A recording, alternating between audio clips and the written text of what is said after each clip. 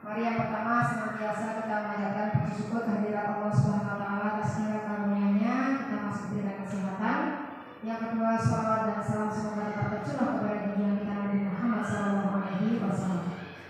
Bapak Ibu yang saya hormati, pada kesempatan kali ini kita akan mengadakan diskusi tentang pola pikir bertumbuh atau growth mindset. Ya.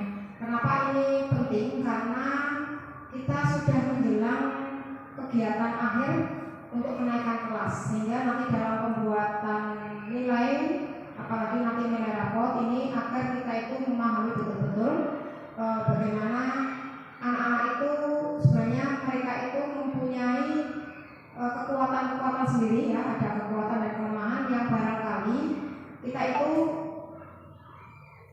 harus mencoba untuk menghargai mereka, ya, seperti itu. Maka apa sih pola pikir bertumbuh ini? Karena ini kaitannya dengan asesmen. Kita akan mengetahui dulu asesmen, ya, setelah kita ketahui bersama, apalagi di sekarang itu di BNM sudah ada banyak materi yang di sini adalah asesmen dari Bapak Ibu. Nanti Bapak Ibu juga akan mengadakan aksi nyata di asesmennya. Asesmen memberikan informasi kepada pendidik, murid dan orang tua. Kemudian asesmen juga digunakan untuk menentukan strategi pembelajaran berikutnya sehingga dapat meningkatkan mutu pembelajaran di kelas. Karena asesmen atau penilaian ini terkait dengan beberapa hal, ya, materi asesmen itu tidak hanya nilai angka, ya Bapak Ibu, ya, tetapi ada keterampilan, ya, ada mungkin produk seperti itu, proyek yang kita sebenarnya perlu menghargai hasil mereka. Kalau satu anak punya kelebihan atau kekuatan di bidang yang lain, sedangkan bidang yang anak itu punya kelemahan, kita tetap harus bisa menghargai mereka. Kemudian asesmen sebagai proses pengumpulan dan pengolahan informasi untuk mengetahui kebutuhan belajar, perkembangan dan pencapaian hasil belajar. Nah, nanti pada hasil asesmen ini atau penilaian ini yang akan perlu diketahui itu orang tua juga perlu. Sehingga kalau Bapak Ibu mengadakan penilaian atau asesmen itu kan paling tidak minimal orang tua itu mengetahui dengan cara apa? Dengan cara meminta tanda tangan orang tua, sehingga anak itu hasil dari penilaian itu, atau mungkin ketika ulangan, baik itu ulangan yang pengetahuan maupun ada yang keterampilan produk, itu kalau bisa anak-anak hasilnya dibawa pulang dulu untuk kemudian ditandatangani orang tua sehingga mengetahui semuanya. Pikir bertumbuh atau growth mindset. Jadi Bapak Ibu dulu biar memahami ini materi yang sangat luar biasa, ya. Pola pikir bertumbuh itu adalah keyakinan yang dimiliki seseorang bahwa kecerdasan dan bakat yang dapat dikembangkan seiring berjalannya waktu, usaha dan belajar yang diikuti dengan kesungguhan dan ketekunan. Sehingga kalau kita mengetahui anak-anak itu dari awal, kemudian seorang guru mengetahui kemampuannya, maka kita tidak boleh langsung menjustifikasi, ya, bahwa oh kamu tidak bisa, tidak seperti itu, karena itu berproses. Seiring berjalannya waktu dan ada usaha, anak-anak insya Allah akan bisa, ya, karena belajar itu diikuti dengan kesungguhan dan ketekunan, dan bimbingan guru itu sangat penting bagi anak. Ketika guru itu mengarahkan anak, kemudian anak itu punya semangat, ini akan menjadi perubahan bagi anak. Nah, kemudian bagaimana penerapan pola pikir bertumbuh dalam asesmen? Yang pertama, penerapan pola pikir bertumbuh dalam asesmen kurikulum Merdeka Belajar diharapkan dapat membangun kesadaran bahwa proses pencapaian tujuan belajar penting daripada sebatas nilai akhir. Nah, ini apalagi kalau misalkan di kelas 6, ya, biasanya kelas 6 itu kadang kita hanya memikirkan hasilnya, ya kan, tidak memikirkan proses, yang penting hasilnya bagus. Artinya itu terpengaruh dengan proses. Kalau prosesnya bagus, insya Allah nanti hasilnya akan bagus. Tetapi kalau kita hanya mengharapkan nilai akhir yang bagus tanpa proses yang baik, itu tidak maksimal, ya, tidak mungkin seperti itu. Sehingga kemudian berikutnya, keberhasilan seorang siswa bisa dilihat dari berbagai faktor pendukung. Masing-masing siswa memiliki bakat dan kecerdasan yang berbeda. Gurulah yang bertanggung jawab mengasah dan mengembangkan bakat tersebut. Ini sudah pernah saya jelaskan, ini terkait dengan filosofi KHD ya, bahwa anak itu punya bakat tersendiri dan guru itu mengarahkan, membimbing sehingga anak itu akan mencapai tujuannya. Nah di sini nanti anak itu kita hargai Bapak Ibu. Contoh misalkan di kelas pasti ada anak-anak yang berkemampuan lebih rendah dari teman-temannya ya. Nah ternyata dia itu yang anak-anak seperti itu tidak mampu, ternyata dia di akademiknya tidak mampu, dia punya bakat di seni. Misalkan dia akademiknya tidak mampu, tetapi dia ternyata olahraganya bagus. Nah ini kan juga ada kelebihan. Ya kelebihannya mungkin di olahraga, ada kelebihannya di seni. Kemudian berikutnya anak-anak yang mungkin nilainya selalu jelek, kemudian dia tuh rajin berangkat terus. Nah ini kan kita sebagai guru pasti ada penghargaan, dia itu tidak bisa mencapai seperti ini teman-temannya, tetapi dia tuh selalu rajin, sregep seperti itu. Kemudian apalagi kalau gurunya mau dia langsung tanggap. Jadi sosialnya dia bagus, dia langsung bantu gurunya, kemudian dia dengan kemampuan-kemampuan yang tidak dimiliki oleh teman-teman yang lain. Nah, ini perlu kita hargai, pertimbangkan sebelum nanti kita melakukan proses penilaian di akhir ya, atau pembuatan rapor, sehingga ini menjadi pertimbangan Bapak Ibu untuk anak-anak yang seperti ini perlu kita cermati. Apakah dengan kemampuan dia tetap harus layak naik kan seperti itu ya. Nah, penerapan ide pola pikir ya, bertumbuh dan pola pendidik dalam pembelajaran. Yang pertama, kesalahan dalam pembelajaran itu hal yang wajar. Artinya guru bukan lagi pemberi sanksi, tetapi berkewajiban mencari tahu letak kesalahan siswa dan berusaha mencari solusinya. Selanjutnya, guru menstimulasi rasa ingin tahu siswa dan memperbaiki kesalahan. Sehingga kalau anak-anak salah, jangan langsung divonis ya, karena itu justru akan anak itu mentalnya down. Ya, tetapi memang hal yang wajar, tapi jangan sampai diulang dengan dengan saran Bapak Ibu dulu untuk mengarahkan agar kesalahan itu tidak diulang. Yang kedua, belajar bukan lagi tentang kecepatan, tetapi belajar adalah tentang pemahaman, penalaran, penerapan, serta kemampuan memulai dan berkarya secara mendalam. Artinya, setiap siswa memiliki kemampuan yang berbeda dalam memahami setiap konsep atau materi pembelajaran. Guru wajib mendampingi siswa dalam usaha memahami konsep atau materi yang diajarkan. Sehingga nanti Bapak Ibu kalau misalkan di dalam kelas ada anak-anak yang kemampuannya berbeda, kita sebagai guru itu kalau bahasa kita sehari-hari bisa melayani anak-anak yang suka ini, anak yang kemampuan ini kita bimbing semua, sehingga mereka akan mulai berpikir ya, dengan kemampuan yang dimilikinya, anak itu akan mencapai tujuan pembelajarannya. Yang selanjutnya penerapannya adalah ekspektasi positif guru. Ekspektasi itu harapan kita. Setiap ekspektasi positif guru akan berpengaruh positif terhadap performa otak seorang siswa, sama halnya dengan otot. Semakin dilatih, maka hasilnya akan semakin kuat. Ini sangat berpengaruh sekali. Anak-anak itu punya emosi ya. Ketika emosi itu terkontrol ya, dari mana ketika gurunya mengarahkan dan memberikan motivasi, anak itu akan otomatis dia akan seperti yang saya sampaikan, ada motivasi dari diri sendiri ya, seperti itu.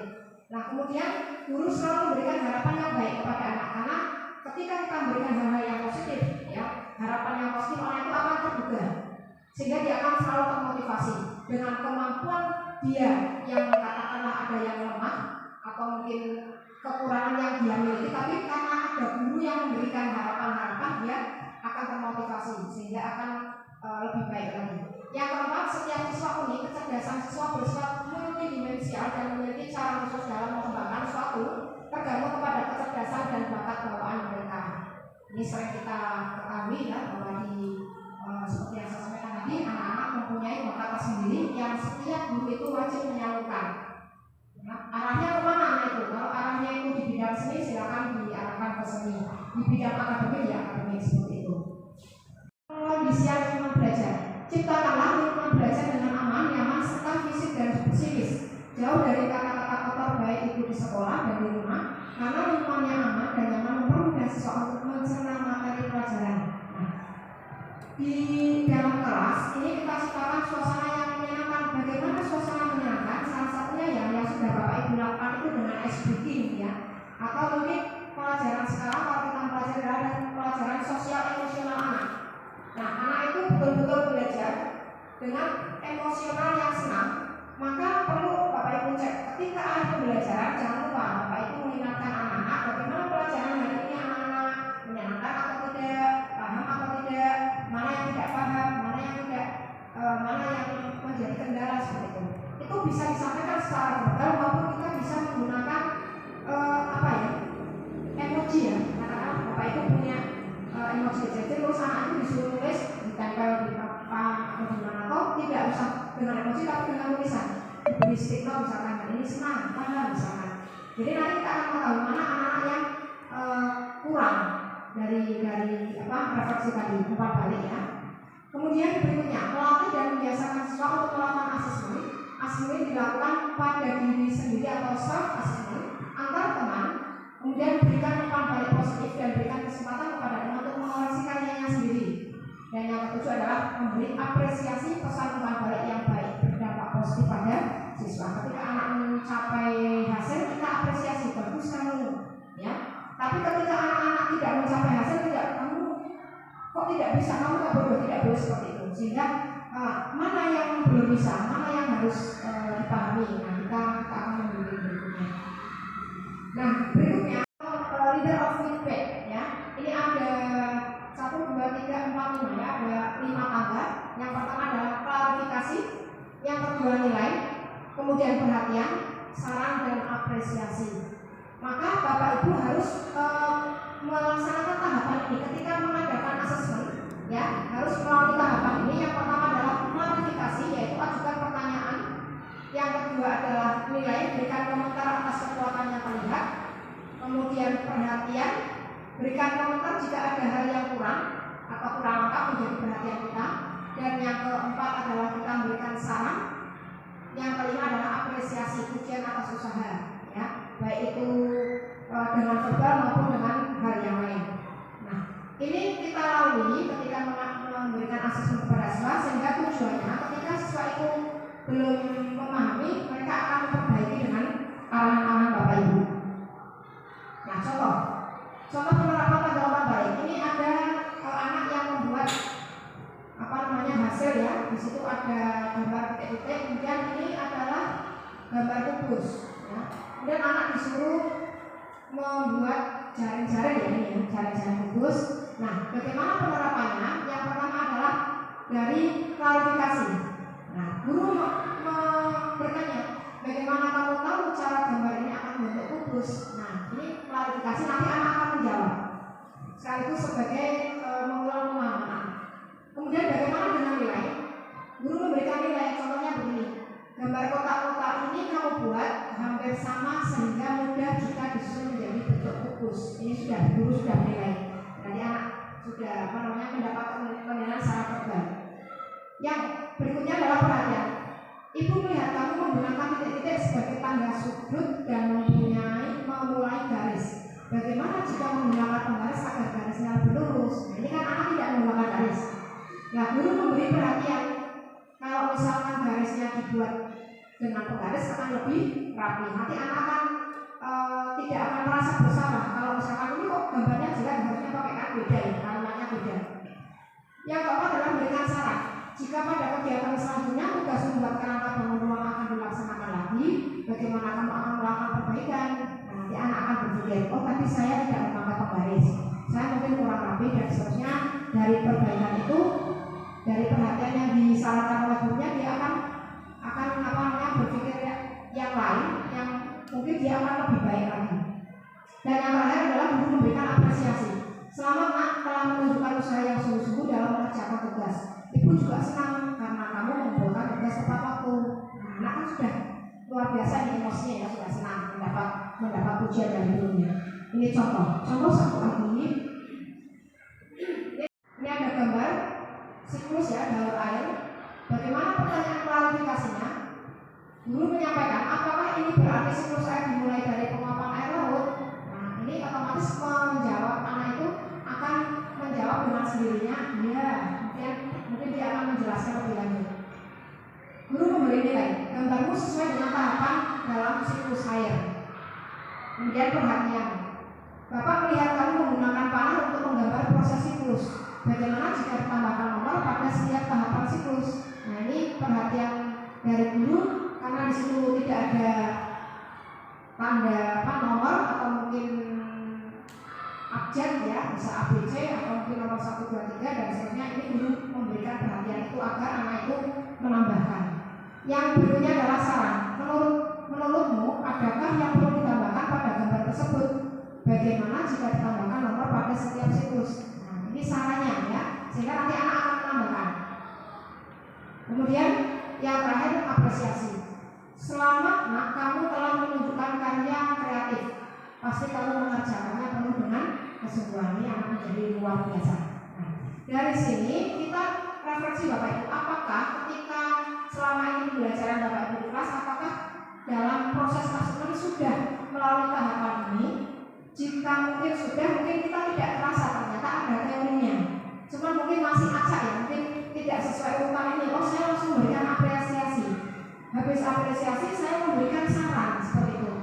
Minimal paling tidak ketika kita melihat bagus, kita langsung kan bagus gitu ya. Sebelum melalui tahapan yang 1, 2, 3 ini. Ini pasti Bapak Ibu saya yakin sudah melaksanakan, namun kita baru teorinya tahu saat ini. Ya, itu apabila ada tahapan yang belum, kita bisa melaksanakan atau menambahkan dari materi ini. Saya buka tanya jawab dulu apabila ada, silakan dari Bapak Ibu. Bapak yang bertanya.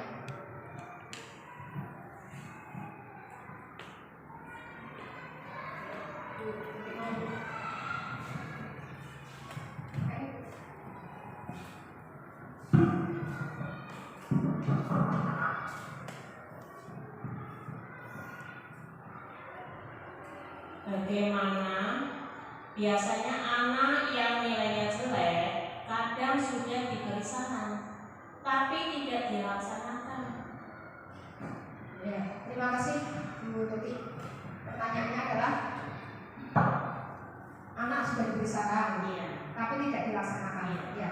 Bapak Ibu sebelum ini kan diskusi ya, silakan nanti dari Bapak Ibu ada yang menanggapi dulu dari Bu Tuti. Pertanyaan Bu Tuti nomor sudah diberi saran tetapi tidak dilaksanakan, belum yang akan menanggapi.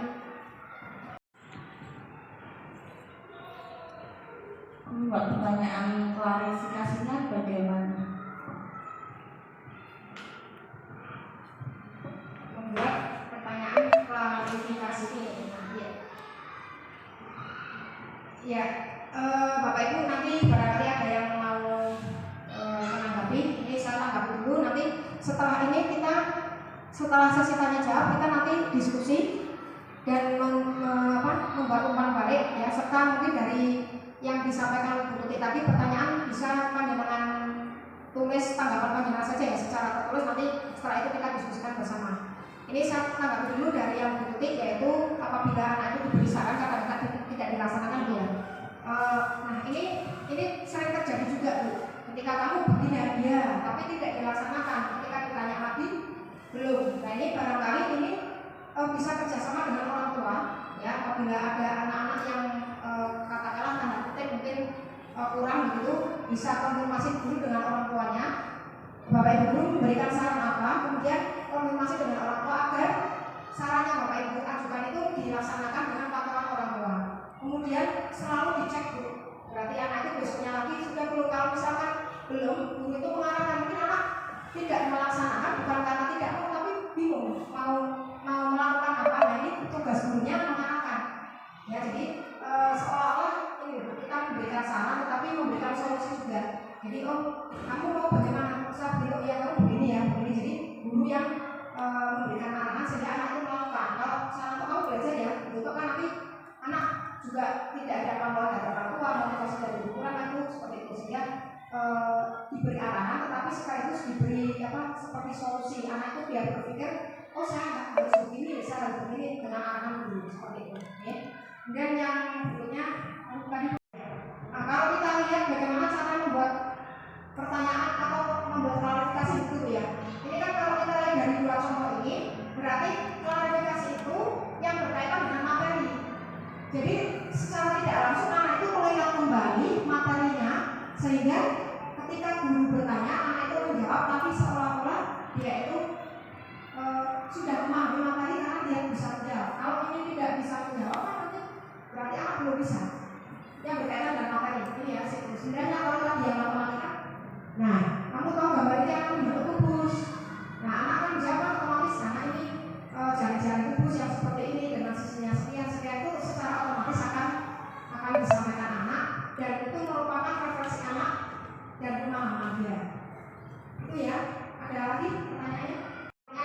Ini kan ada 1, 2, 3, 4, 5, 6, kita bagi 2 ya. Kita bagi 2, berarti nanti ini kelompok 1, kelompok 2. Yang pertama adalah bagaimana referensi Bapak Ibu tentang penerapan pola pikir bertumbuh di sekolah. Yang kedua, bagaimana tidak lanjut dalam penerapan pola berpikir bertumbuh di kelas dan di lingkungan sekolah. Langsung saja kita berkelompok. Ini untuk umpan baliknya dan sekaligus diskusi, dan barangkali nanti ada saran tanggapan panjenengan yang tadi disampaikan 2 pertanyaan itu.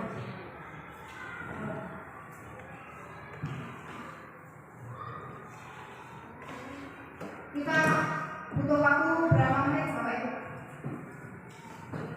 10 menit cukup atau 15 menit?